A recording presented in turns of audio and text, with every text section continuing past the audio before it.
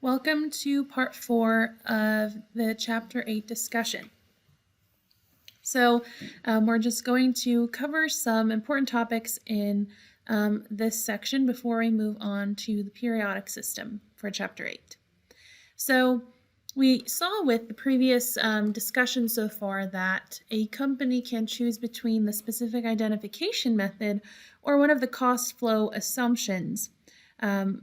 There are 3, FIFO, LIFO, or average cost. So a company under GAAP can choose whichever method they want to use for any given kind of inventory. Now, the thing is, once a company chooses, they have to stick with that method. They can't just switch back and forth each year and pick a new method that's going to work better for them or that's going to provide better tax results at the end of the year. So the principle of consistency says that once a company chooses a method, they have to stick with that method consistently. Now, this doesn't mean, however, that a company can never switch methods. However, if they do decide to switch methods, they have to justify that change by explaining in the disclosures, the footnotes of the annual report, explain first, why are they switching methods? And number 2, explain what effect that change will have on the company's bottom line. So the principle of consistency doesn't just apply to these accounting methods, but to really any of the accounting methods where GAAP provides a company with a choice. So it's important that a company stays consistent with the method that they're using. All right, next is the just-in-time inventory system concept. So another name for just-in-time inventory is lean manufacturing. So these kinds of systems apply to manufacturing companies. So really what this means is for a manufacturer that's employing this kind of system, they want to start production on a batch of units once an order comes through, as opposed to making a bunch of inventory ahead of time and stockpiling that. So a just-in-time inventory system is geared towards minimizing waste and minimizing excess inventory, because at the end of the day, if you have a lot of inventory sitting around that's not being sold quick enough, it costs money in terms of storage space. So a company can save money in terms of not having to pay so much for storage or extra space if they only make as much inventory as they need to sell. And another reason for employing a just-in-time inventory system is for obsolescence. If inventory becomes obsolete, then it loses its use. So think of floppy disks, for example. As time went on and technology improved, floppy disks became obsolete for the most part, because today they don't have as much use as they did in the past. So a company that was stockpiling floppy disks back in the day, right before they really reached obsolescence, would have really had a lot of loss in terms of excess inventory that couldn't be sold. So employing a just-in-time inventory system prevents a company from having too much inventory just sitting there in stock that's not being sold. So you can save money by minimizing waste and also minimizing the cost of inventory storage. So although not all companies will be able to do this perfectly all the time, it's at least something to aspire towards. And at the end of the day, it just helps to minimize costs and increase efficiency. All right, next is shrinkage losses. So we learned a little bit about shrinkage before, but now in Chapter 8, we learned about the different ways that inventory is costed or valued. So when a company finds that there are some units missing, you will use whichever method the company has chosen for inventory valuation to find out what the cost of that shrinkage actually is. So, for example, if the company finds that there are 10 units missing, if the company uses FIFO, the FIFO method will be applied to those 10 units to determine what the cost is that needs to go into that entry. So FIFO, remember, that means first in, first out. So that means we assume we're selling the older units first, leaving us with the newer items left over. So if I'm assuming I'm selling the older units first, then remember the units that are missing, shrinkage, you treat those items as if you sold them. So we're assuming those 10 units are made up of the oldest items in inventory.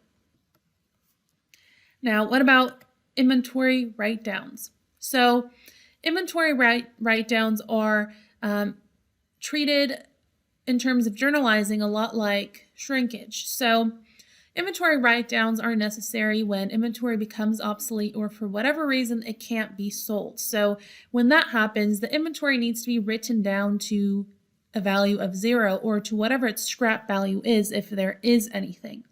So when you write down inventory, it reduces the inventory balance, and it also is going to reduce net income.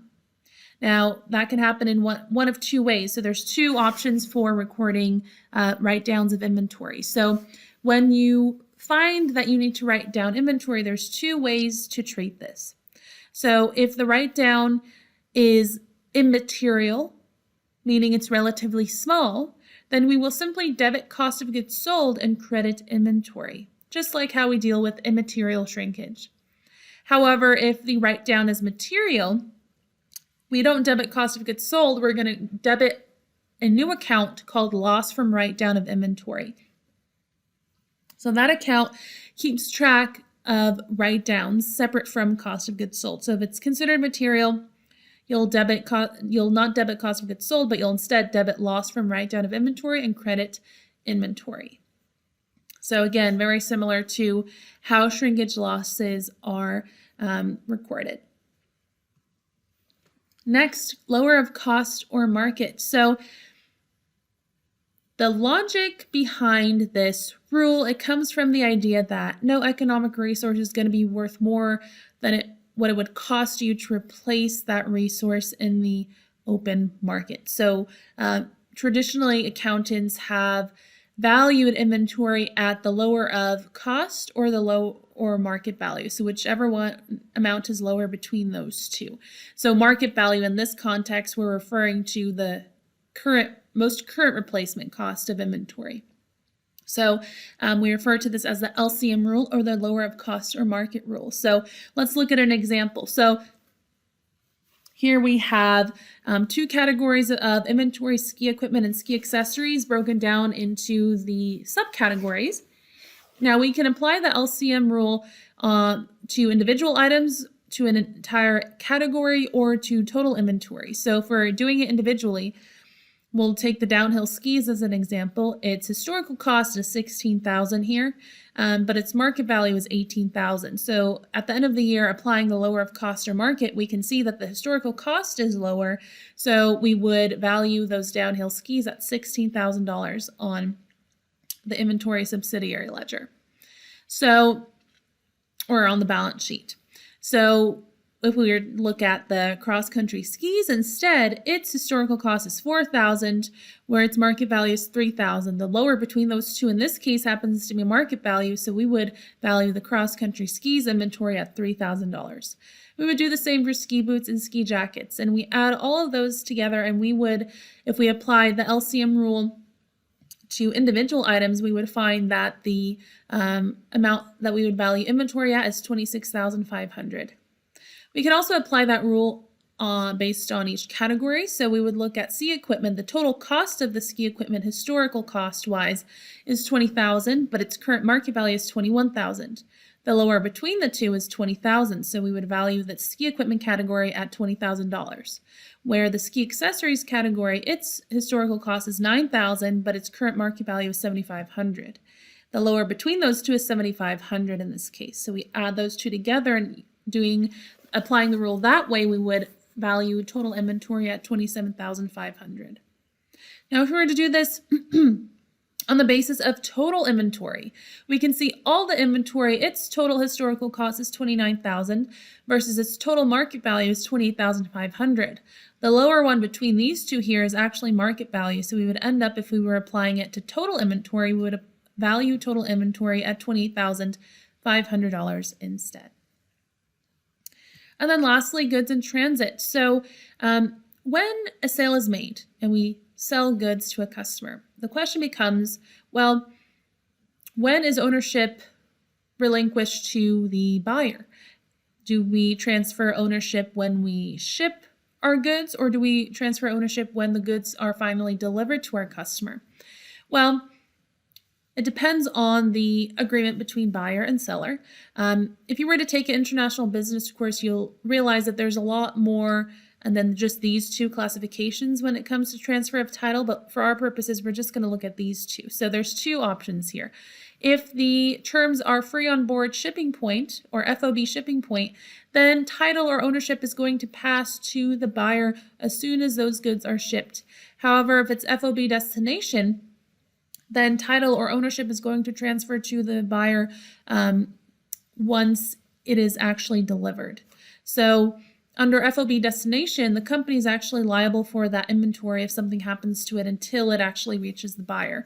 Where if it's FOB shipping point, the company relinquishes ownership as soon as those goods are shipped off. So when the company will actually can say, okay, we don't no longer own this inventory, that will depend on which of these two terms were selected when that sale was made. Okay, that's that for part 4. Continue watching for part 5.